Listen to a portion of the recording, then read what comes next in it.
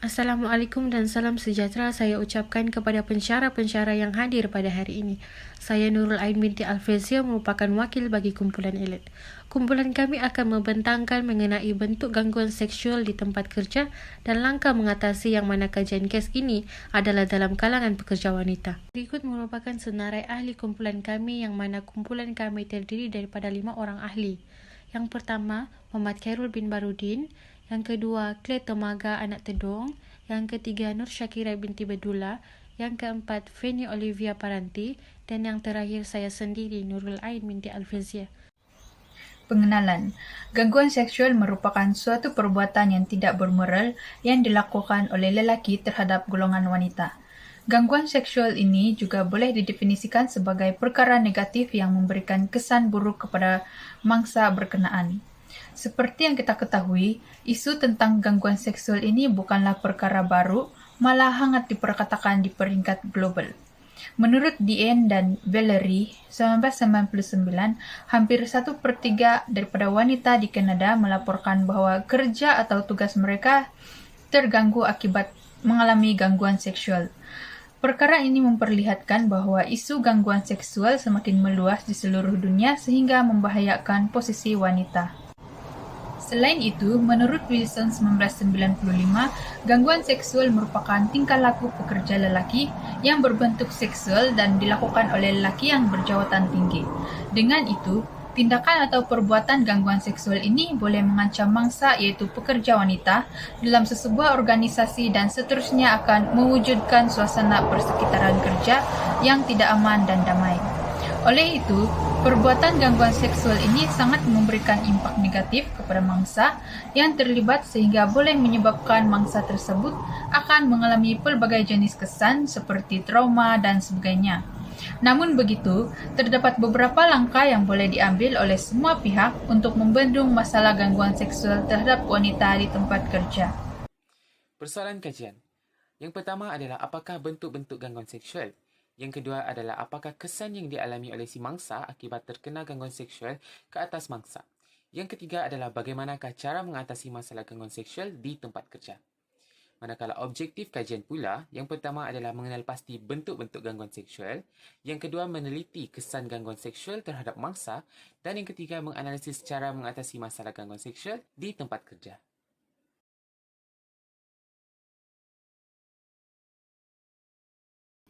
Dalam hasil dapatan kajian ini, pengkaji telah berjaya menemubual 5 orang yang terdiri daripada mangsa kepada masalah gangguan seksual di tempat kerja.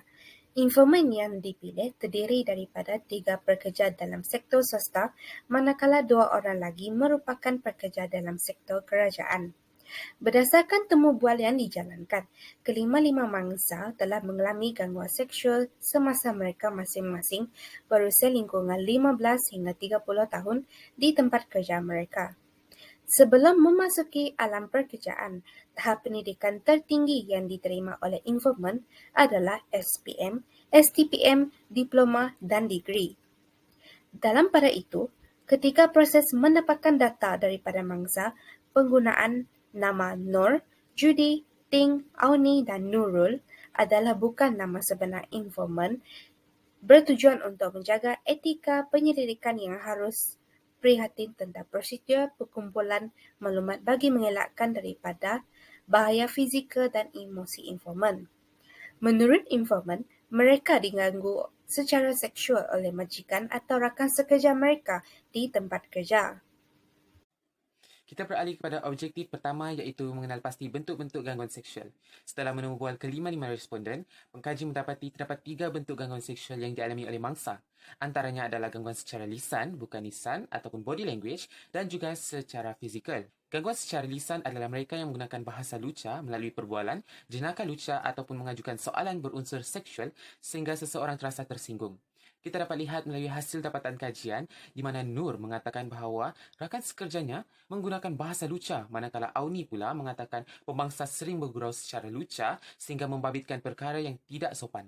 Dari segi bukan lisan ataupun body language pula adalah gangguan menerusi pandangan dengan niat atau keinginan yang seksual ataupun melakukan isyarat seperti menjilat bibir, memberi isyarat yang melakukan perlakuan seks dan sebagainya. Menurut Nurul, pemangsa merenung beliau dengan pandangan yang berunsur lucah, manakala Judy pula mengatakan bahawa beliau telah diberi isyarat lucah oleh pemangsa semasa beliau berstatus pelatih di tempat kerjanya. Beralih kepada bentuk fizikal, ia merupakan gangguan yang melibatkan fizikal seperti memegang tangan, memeluk, meraba sehingga mangsa berasa tersinggung, terhina dan juga terugut. Melalui hasil temu bual, pengkaji amat terkejut apabila Ting mengatakan bahawa beliau dipeluk oleh pemangsa dari belakang dan seterusnya dicium pada bahagian lehernya. Beliau juga disentuh pada bahagian sensitif di hadapan tubuhnya. Begitu juga dengan Nurul yang menyatakan bahawa beliau telah disentuh oleh pemangsa pada alat sulitnya. Hasil daripada analisis dan tafsiran ini, pengkaji mendapati bahawa teori feminisme menjadi punca mengapa isu ini boleh berlaku. Feminisme adalah kesedaran tentang penindasan dan eksploitasi terhadap wanita yang berlaku baik dalam keluarga, di tempat kerja maupun dalam masyarakat. Antara jenis teori feminisme kontemporari yang berkaitan gangguan seksual ini adalah perbezaan gender atau gender difference serta ketaksamaan gender, gender inequality. Perbezaan gender dijadikan dasar untuk mengidentifikasi perbezaan antara lelaki dan perempuan dari pelbagai aspek. Semenjak zaman tradisional lagi, masyarakat telah menuai benih di otak mereka yang menyatakan bahawa kaum wanita sebagai kaum yang inferior ataupun rendah daripada kaum lelaki, di mana mereka mempunyai banyak kelemahan sehingga tidak dibenarkan menyuarakan pendapat sendiri dan terpaksa akur dengan keputusan yang dibuat oleh lelaki. Manakala ketaksamaan gender pula dikenal pasti apabila wanita dianggap sebagai less privileged ataupun tidak mempunyai keistimewaan berbanding lelaki. Kita dapat lihat melalui penguasaan, kedudukan sosial, agian sumber dan lain-lain. Menurut kajian Denny dan Harun pada tahun 2000, Malaysia sendiri menyokong bahawa wujud diskriminasi dalam pasaran buruh berdasarkan kepada besarnya peratus perbezaan upah berdasarkan jantina yang tidak dapat dijelaskan oleh ciri-ciri individu. Sudah jelas lagi bersuluh bahawa ini membuktikan mengapa pemangsa sewenang-wenangnya melakukan gangguan seksual kerana mereka beranggapan bahawa mereka mempunyai kekuasaan yang disokong hasil perbezaan serta ketaksamaan gender mereka. Dapat beberapa kesan terhadap mangsa apabila berlakunya gangguan seksual. Salah satunya ada trauma. Menurut Nurul dan Ting, mereka apabila berlaku gangguan seksual itu, mereka berasa trauma, takut sekaligus mereka sukar untuk tidur. Mangsa akan menghadapi masalah mental seperti trauma, sukar untuk tidur dan juga emosi yang berlebihan. Aryani menegaskan bahawa mangsa gangguan seksual di tempat kerja akan mengalami keadaan trauma dan lama-kelamaan trauma ini akan mengubah kepada fasa kemurungan. Pesan seterusnya adalah berhenti kerja. Mangsa yang mengalami gangguan seksual akan merasakan diri mereka berasa terancam dan tidak selamat dan mereka memikirkan gangguan seksual ini akan berlaku lagi pada masa akan datang jika mereka masih di tempat kerja. Marzia menegaskan mereka akan kurangnya keyakinan diri, terhina dan terancam sehingga mereka mengambil keputusan untuk berhenti kerja. Apabila berlaku gangguan seksual, mangsa akan merasakan bibit diskriminasi yang berlaku di tempat kerja apabila mereka merasakan pekerja lelaki lebih diutamakan berbanding pekerja wanita. Dan lebih teruk lagi, apabila gangguan seksual ini berlaku ke atas wanita yang dibuat oleh pekerja lelaki, mereka merasakan itu adalah normal. Kesan seterusnya, mangsa sukar untuk bergaul dengan lelaki. Ditafsirkan bahawa apabila terkena gangguan ini, aktiviti sosial dan komunikasi terhadap pekerja yang lain akan menjadi berkurang. Mangsa takut untuk berdepan dengan pekerja lelaki dan ini mungkin juga akan menurunkan prestasi kerja mereka. Dan gangguan seksual ini juga menyebabkan mangsa tidak berasa selesa di tempat kerja kerana keadaan ini boleh menghilangkan fokus mereka terhadap pekerjaannya. Melalui pengaplikasian teori, wanita ini dianggap sebagai subordinasi kepada lelaki sehingga gangguan seksual itu berlaku kepada mereka. Subordinasi ini dapat dilihat apabila perempuan itu lemah, tidak berkuasa dan berada di kedudukan terbawah, menyebabkan lelaki mudah mengambil kesempatan terhadap mereka. Seterusnya adalah menganalisis cara mengatasi masalah gangguan seksual di tempat kerja. Cara yang pertama adalah mengadu kepada ahli terdekat seperti ibu bapa dan rakan-rakan. Dalam langkah ini dapat ditafsirkan, responden dapat mengurangkan perasaan trauma dengan meluahkan perasaan rasa takut mereka kepada ahli yang terdekat. Cara yang kedua adalah membuat aduan kepada pihak berkuasa. Melalui tafsiran data, responden membuat laporan polis terhadap gangguan seksual yang dihadapi. Hal ini akan membuat mereka berasa lebih selamat. Cara yang ketiga adalah mengetatkan peraturan syarikat. Cara ini dilihat berkesan kerana dapat mendisiplinkan pekerja agar sentiasa mematuhi peraturan yang telah ditetapkan oleh majikan. Menurut Zakaria Ismail, gangguan seksual di tempat kerja merupakan perkara yang berpunca daripada kelemahan organisasi untuk yang tersendiri. Cara yang seterusnya adalah menghadiri sesi kaunseling.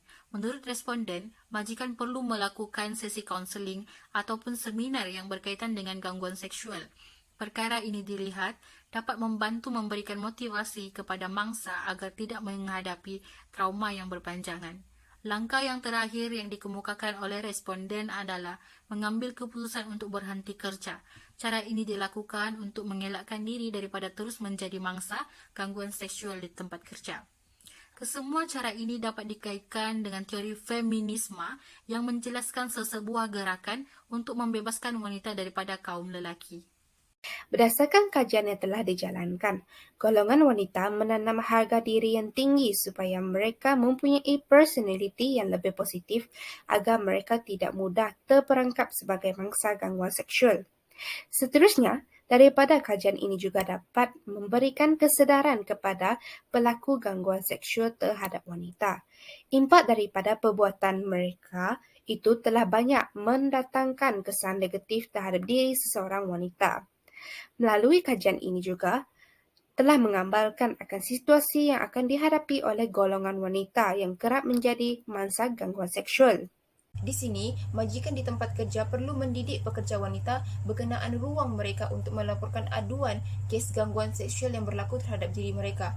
Mangsa gangguan seksual itu sendiri perlu berani tampil untuk membuat aduan kepada pihak yang berkepentingan agar pelaku gangguan seksual ini diberi tindakan dan memberi pengajaran terhadap pelaku gangguan seksual yang lain. Kesimpulannya, kajian penyelidikan ini dilakukan untuk memperkasakan wanita kerana golongan wanita juga merupakan salah satu sumber tenaga yang bernilai dalam setiap sektor pekerjaan. Sehubungan dengan itu, isu gangguan seksual perlu dipandang serius oleh semua pihak kerana gangguan seksual ini boleh berlaku di mana-mana sahaja. Oleh itu, semua pihak perlu mengambil tindakan masing-masing untuk mengaplikasikan langkah-langkah yang boleh dilakukan bagi mencegah gangguan seksual ini daripada berlaku. Ini adalah sebahagian rujukan yang kami gunakan. Berikut merupakan lampiran bagi senarai transkrip yang telah dilakukan ketika sesi temu bual bersama informan. Sekian itu sahaja daripada kumpulan kami. Terima kasih.